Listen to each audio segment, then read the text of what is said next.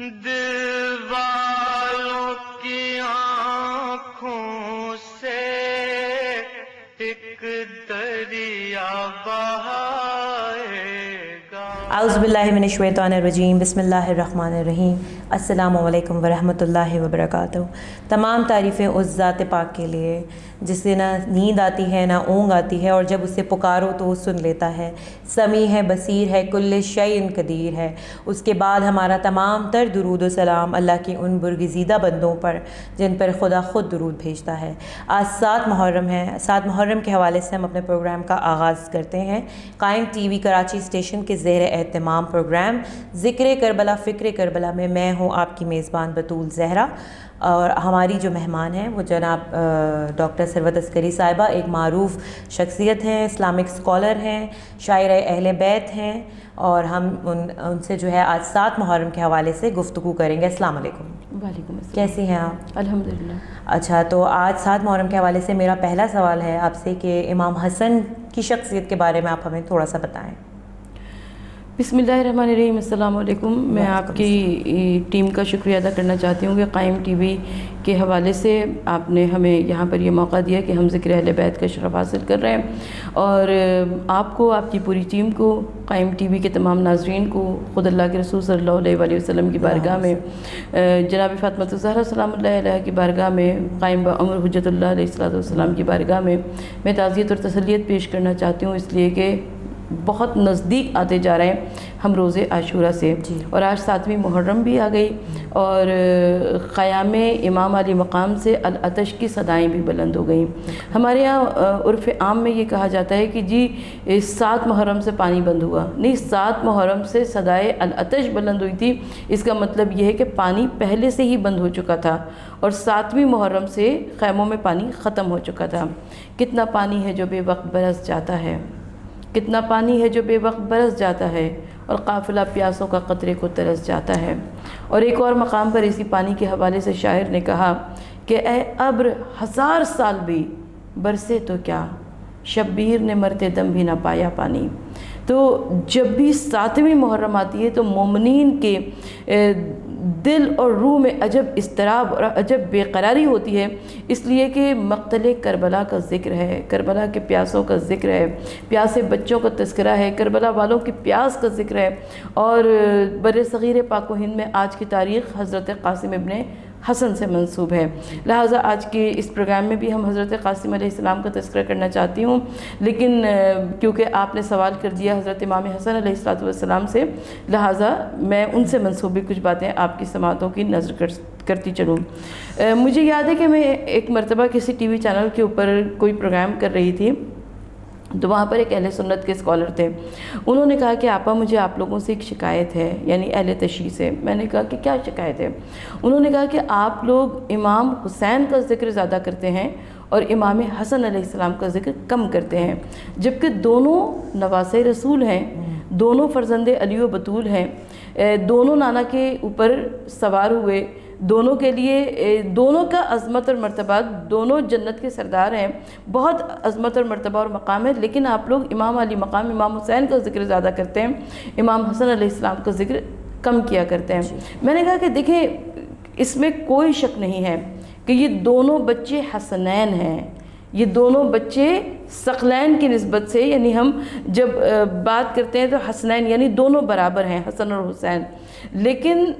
امام علی مقام کے لیے کربلا جیسا عظیم واقعہ رونما ہو گیا، اور کربلا کے واقعے کو ایک عظیم کینوس، ایک بڑا کینوس میسر آ گیا کہ جس کی بنا پر ہم جب بھی کربلا کے حوالے سے بات کرتے ہیں تو امام علی مقام کا ذکر آتا ہے، امام حسین علیہ السلام کا ذکر آتا ہے، تو سننے والوں کو یہ محسوس ہوتا ہے کہ شاید ہم امام حسین علیہ السلام کا تذکرہ زیادہ کرتے ہیں۔ ایسا نہیں ہے، امام حسن علیہ السلام کا ذکر بھی در حقیقت ذکر حسین علیہ السلام ہے۔ اور جب ہم امام حسن اور امام حسین علیہ السلام کی نسبت سے بات کرتے ہیں تو میرے ذہن میں 4 مصرے آ رہے ہیں کہ جو چاہیے وہی کیا آخر حسین نے، جو چاہیے وہی کیا آخر حسین نے، بدلہ دغا کا لے لیا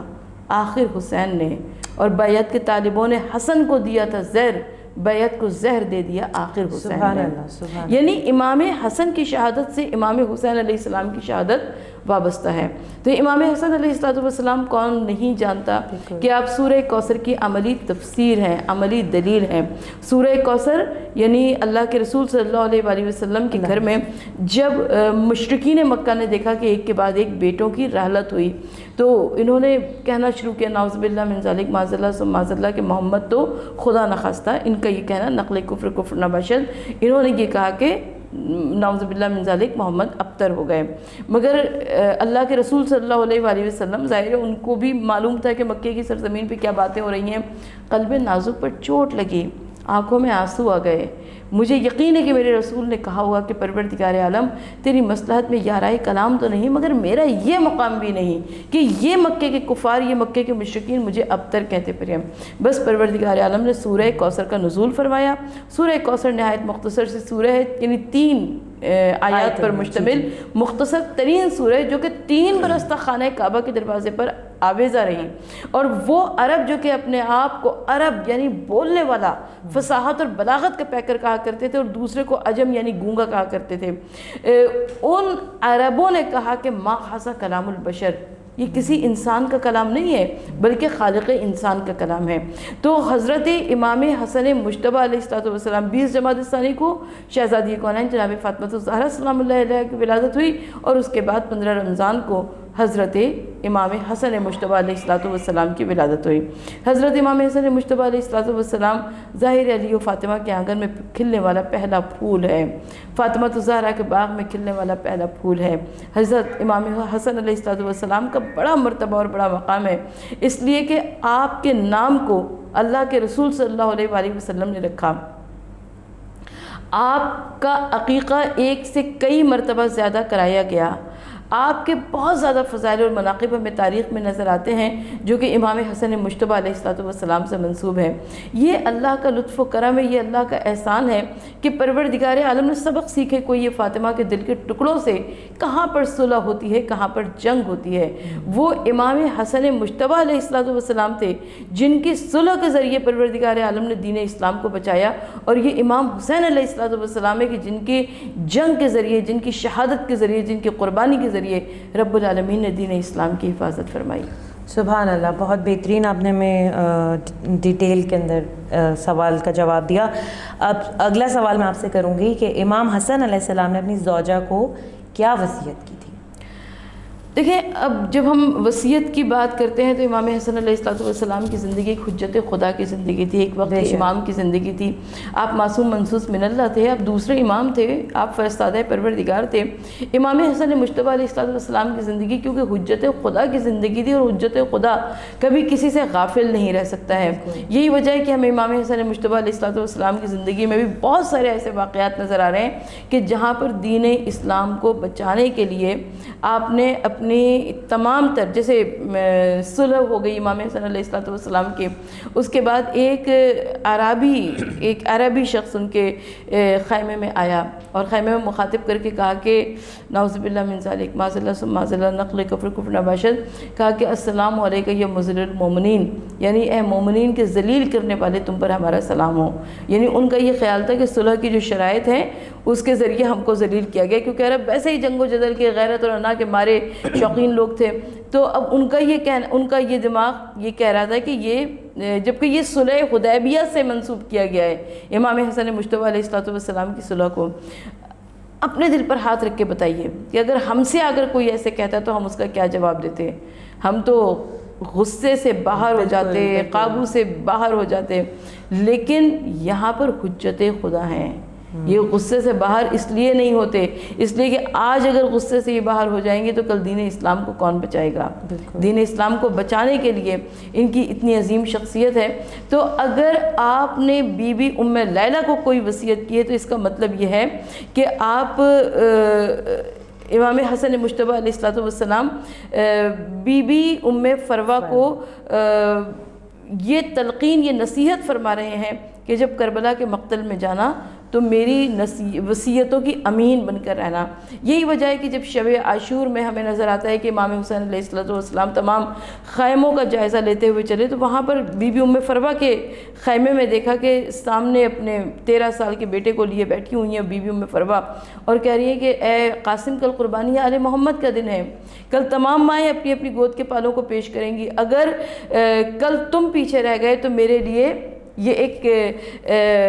ایسی بات ہوگی کہ میں کیونکہ خاندان میں سے نہیں ہوں لہٰذا میں نے اپنے بچے کو بچا لیا۔ اور حضرت قاسم علیہ السلام نے فرمایا کہ اماں جان کل میدان کارزار سجنے تو دیجئے، اس کے بعد دیکھیے گا کہ قاسم کی شجاعت کیا ہے۔ تو حضرت قاسم امام حسن علیہ السلام کے نائب قائم مقام بن کر کربلا کی جنگ میں شہید ہوئے تھے۔ یہی وجہ ہے کہ ہمیں دکھتا ہے کہ پنجتن پاک کی کڑیاں تمام کی تمام ہمیں مقتل کربلا میں نظر آتی ہیں، جس میں سے حضرت امام حسن علیہ السلام کی نشانی حضرت قاسم ابن حسن ہے۔ تو جب آپ دنیا سے رخصت ہونے لگے، شہادت ہونے لگی، تو آپ نے اپنی زوجہ بی بی ام فروا کو ایک نصیحت فرمائی اور ایک وصیت فرمائی، کہا کہ اس قاسم کے بازو پر ایک نوشتہ بندھا ہوا ہے، کل کربلا میں جب وقت امتحان آ جائے تو تم اس نوشتے کو دیکھ لینا۔ اور وہی ہوا کہ جب ہم واقعات مصائب سنتے ہیں تو اس میں اس نوشتے کا ذکر ضرور آتا ہے۔ بہت خوب، اسی کے ساتھ میں ایک چھوٹا سا وقفہ لے کے آپ کے سامنے پھر دوبارہ حاضر ہوتی ہوں۔ کربل کی کہانی جب کوئی بھی سنائے گا، کربل کی کہانی جب کوئی بھی سنائے گا، صدمہ حسین نے یہ اٹھایا ہے کس طرح، صدمہ حسین نے یہ اٹھایا ہے کس طرح، قاسم کی لاش خیمے میں لایا ہے کس طرح، فروا یہ بولی شاہ سے قاسم جوان تھا، گٹھری میں میرا لال سمایا ہے کس طرح۔ وقفے کے بعد قائم ٹی وی کے زیر اہتمام پروگرام ذکر کربلا فکر کربلا سے میں آپ کی میزبان بطول زہرا دوبارہ حاضر ہوں، اور ہمارے ساتھ جناب ڈاکٹر ثروت عسکری صاحبہ گفتگو فرما رہے ہیں، اور ہم ان سے آگے سوالات کریں گے کہ شہادت سے متعلق حضرت قاسم علیہ السلام نے امام حسین علیہ السلام سے کیا کہا تھا۔ شہادت سے متعلق دیکھیں، یہ خاندان بنو ہاشم ہے، ان کی دلیری، ان کی شجاعت، ان کی بہادری، ان کی جواں مردی کے اوپر کوئی دوسری بات ہو ہی نہیں سکتی ہے، اس لیے کہ تمام سرزمین عرب میں سب سے زیادہ شجاع قبیلہ قریش تھا، اور تمام قریشیوں میں سب سے زیادہ خاندان بنو ہاشم کے چرچے تھے، اور خاندان بنو ہاشم کے جہاں پر حضرت عباس علمدار علیہ السلام قمر بنو ہاشم کہلائیں، اور وہ گھر کے بچوں کو انداز سپاہ گری سکھایا کرتے تھے۔ تو ذرا سوچیے تو صحیح کہ حضرت عباس کی آغوش میں پلنے والا قاسم شجاعت کی کن اعلیٰ ترین منزلوں پر ہوگا۔ تو روایت یہ کہتی ہے کہ ایک مرتبہ امام علی مقام نے، یہی عراق کا راستہ ہے یا شاید کربلا پہنچ چکے ہیں، تو قاسم سے ایک جملہ پوچھا، کہا کہ قاسم تم موت کو کیسا پاتے ہو؟ تو میں جب زبان اور ادب کو دیکھتی ہوں، آپ یقین کیجئے مجھے اس جواب کی کوئی مثال کسی زبان کے لٹریچر میں نہیں ملتی، اس لیے کہ کہیں پر بھی موت کو شہد سے زیادہ شیریں نہیں بتایا گیا۔ حضرت قاسم علیہ السلام نے فرمایا، کہا کہ چچا جان میں موت کو شہد سے زیادہ شیریں پاتا ہوں۔ تو یہ ایک عجیب سی مثال تھی، یہ ایک عجیب سا انداز تھا۔ اچھا 13 برس کی عمر، جو کہ ہمارے یہاں تو عموماً کھیلنے کھانے کے دن تصور کیے جاتے ہیں، کوئی تصور ہی نہیں کر سکتا کہ 13 سال کا بچہ کوئی عرفان کی، کوئی معرفت کی گفتگو کر سکتا ہے، مگر خاندان بنو ہاشم کے بچے جو کہ بڑوں ہی جیسے تھے، اس لیے کہ امام سید سجاد نے فرمایا کہ دربار میں فرماتے کہ تم اپنے گھرانے کو ہمارے گھرانے سے نسبت نہ دینا، اس لیے کہ تمہارے یہاں کے لوگ بچے بچپنے میں کھیل کود کیا کرتے ہیں، جوان جوانی میں لہو و لعب میں مصروف رہتے ہیں، بوڑھے بڑھاپے میں اللہ رسول کر کے نماز روزہ کر کے آخرت کی تیاری کیا کرتے ہیں۔ ہمارا گھرانہ صغیر نہ و کبیر نہ سواء، یعنی ہمارے بچے بھی، ہمارے بوڑھے بھی، سب کے سب قائم اللیل ہوتے ہیں، صائم النہار ہوتے ہیں۔ تو یہ خاندان بنو ہاشم ہے، یہ امام علی مقام کا گھرانہ ہے۔ اچھا جب ہم پڑھتے ہیں نا کلو نفس ذائقۃ الموت، وہاں سے جا کر ہمیں سمجھ میں آتی ہے بات کہ حضرت قاسم کا یہ جو جملہ ہے یہ ہمیں یہ قرآن مجید سے منطبق ہے، اور یعنی موت کا ایک ذائقہ ہوا کرتا ہے۔ موت کا ذائقہ کڑوا بھی ہو سکتا ہے، موت کا ذائقہ میٹھا بھی ہو سکتا ہے، موت کا ذائقہ نمکین بھی ہو سکتا ہے، کچھ بھی ہو سکتا ہے، لیکن حضرت قاسم نے فرمایا کہ بابا جان میں موت کو شہد سے زیادہ شیریں پاتا ہوں۔ یعنی معلوم یہ ہوا کہ جو کربلا میں تھے، جو کربلا کے شہداء تھے، جو کربلا کے افراد تھے، جو موت کی آنکھوں میں آنکھیں ڈال کر بات کر رہے تھے، جو کربلا کے اندر لشکر اعداء کے سامنے تھے، بھوک اور پیاس سب کچھ تھی، مگر ان کے نزدیک موت بڑی خوبصورت تھی، ان کو یقین تھا کہ موت شہد سے زیادہ شیریں ہے۔ بہت بہترین جواب دیا۔ اسی سے بس ریلیٹڈ آخری سوال ہے میرا کہ حضرت قاسم کی شہادت کیسے ہوئی اور کیا ہوا وہاں؟ حضرت قاسم ابن حسن کی شہادت کا واقعہ جو کہ تاریخ پر موجود ہے، میں سب سے پہلے ایک بات کہنا چاہتی ہوں کہ بطول یہ جو چند گھنٹے کا دن تھا نا مقتل کربلا میں، یہ کتنا وسیع ہو گیا، کتنا وسیع ہو گیا کہ 1400 برس سے اس ایک دوپہر کی بات کو سنایا جا رہا ہے۔ ادیب اپنی کتابوں میں لکھ رہے ہیں، خطیب اپنے خطبات میں سنا رہے ہیں، مگر اس کے باوجود اس ایک دن کی تشریح پوری طور سے مکمل نہیں ہو سکتی ہے۔ بہرحال جب قاسم ابن حسن کی شہادت ہوئی تو روایت یہ کہتی ہے کہ جب حضرت اون و محمد کے لاشیں بھی خیمے میں آ گئے تو بی بی ام فروا نے حضرت قاسم ابن حسن کو بلایا، کہا کہ اب کیا چاہتے ہو، کیا کہ تمہارے چچا جان کی بھی شہادت ہو جائے، اس کے بعد تم اپنی قربانی کو پیش کرے۔ حضرت قاسم ابن حسن بچے تھے نا، وہ ماں کی اس گفتگو کو، اس تقریر کو برداشت نہ کر سکے، آنکھوں سے آنسو کی لڑی لگ گئی اور کہا کہ اماں جان میں بار بار جاتا ہوں چچا کے پاس، بار بار ان سے مرنے کی اجازت مانگتا ہوں، مگر وہ مرنے کی اجازت مجھے نہیں دے رہے۔ تو اب بی بی ام فروا نے کس کو بلایا؟ حضرت عباس علمدار علیہ السلام کو۔ بڑا مرتبہ تھا حضرت عباس علمدار علیہ السلام کا، تو ظاہر علمدار لشکر حسین تھے، ہر خیمے کے اندر کیا ہو رہا ہے ان کو خبر تھی۔ جب قاسم ابن حسن کی والدہ نے یعنی بی بی ام فروا نے بلایا حضرت عباس علمدار کو، تو تاریخ یہ کہتی ہے کہ حضرت عباس علمدار سر کو جھکائے ہوئے خیمے میں داخل ہوئے، اس لیے کہ حضرت ام فروا بڑا ان کا نام تھا، بڑی ان کی منزلت تھی، اس لیے کہ وہ بڑے بھائی جناب امام حسن علیہ السلام کی زوجہ تھیں۔ اور اس کے بعد امام بی بی ام فروا نے کہا کہ حضرت عباس علمدار علیہ السلام سے کہ بس میرے بچے کو مرنے کی اجازت دلا دیجئے، یعنی دنیا کی مائیں قربان ہو جائیں، ان کی ممتا قربان ہو جائے کربلا والوں کی ماں کی ممتا پر، کہ ہر ماں یہ چاہتی ہے کہ میرا بچہ بچ جائے، میرے بچے کو کوئی تکلیف نہ پہنچے، میرے بچے کو کوئی غضب نہ پہنچے، اسی لیے تو اسے ماں کہا جاتا ہے نا۔ لیکن یہاں پر کربلا کی مائیں وہ مائیں تھیں جو کہ سبقت اختیار کر رہی تھیں، تیزی کر رہی تھیں کہ ہمارا والا پہلے شہید ہو جائے۔ بہرحال قصہ مختصر، حضرت قاسم ابن حسن کو شہادت مقتل جانے کی اجازت ملی۔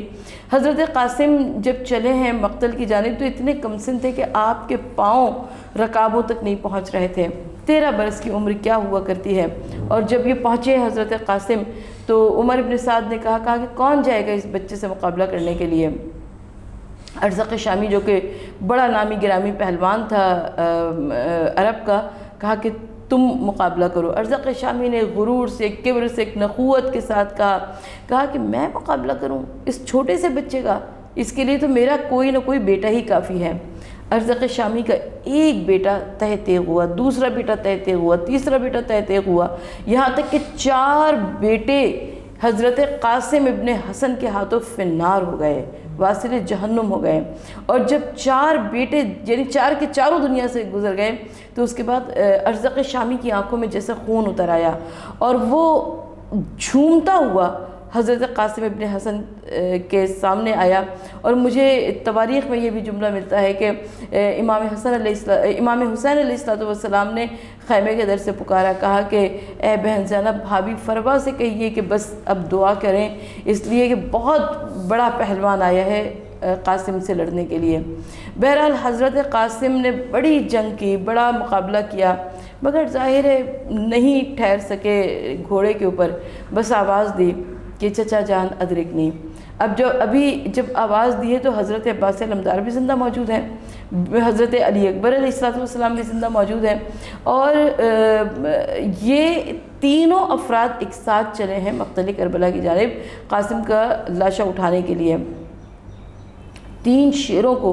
جب ایک ساتھ آتے دیکھا لشکر ابن زیاد نے تو میمنہ کی فوج میسرہ پہ پلٹی اور میسرہ کی فوج میمنہ پہ پلٹی، اور اسی آپا دھاپی میں حضرت قاسم کا لاشا پامال ہو گیا، ٹکڑے ٹکڑے ہو گیا۔ روایت یہ کہتی ہے کہ مولا حسین علیہ السلام مقتل میں پہنچے۔ مقتل میں پہنچنے کے بعد آپ نے آواز دی کہ بیٹا قاسم کہاں ہو، جواب دو، بیٹا قاسم کہاں ہو، آواز دو، جواب دو۔ کئی مرتبہ امام حسین علیہ السلام کہہ چکے کہ بیٹا قاسم کہاں ہو، جواب دو، کہیں سے جواب نہ آیا۔ اور اس کے بعد امام حسین علیہ السلام نے فرمایا، کہا کہ قاسم میں حجت خدا ہونے کی حیثیت سے، وقت کا امام ہونے کی حیثیت سے تم سے پوچھتا ہوں کہ تم کہاں ہو۔ پشت خیمہ سے آواز آئی، لبیک یا امام۔ مقتل سے آواز آئی، لبیک یا امام۔ نہر کے کنارے سے آواز آئی، لبیک یا امام۔ کربلا کے کونے کونے سے آواز آ رہی تھی، یعنی پامال لاشا، اور ہر ٹکڑا اپنے مقام پر بلند ہو کے کہہ رہا تھا کہ لبیک یا امام۔ کربل کی کہانی جب کوئی بھی سنائے گا، دل والوں کی آنکھوں سے ایک دریا بہائے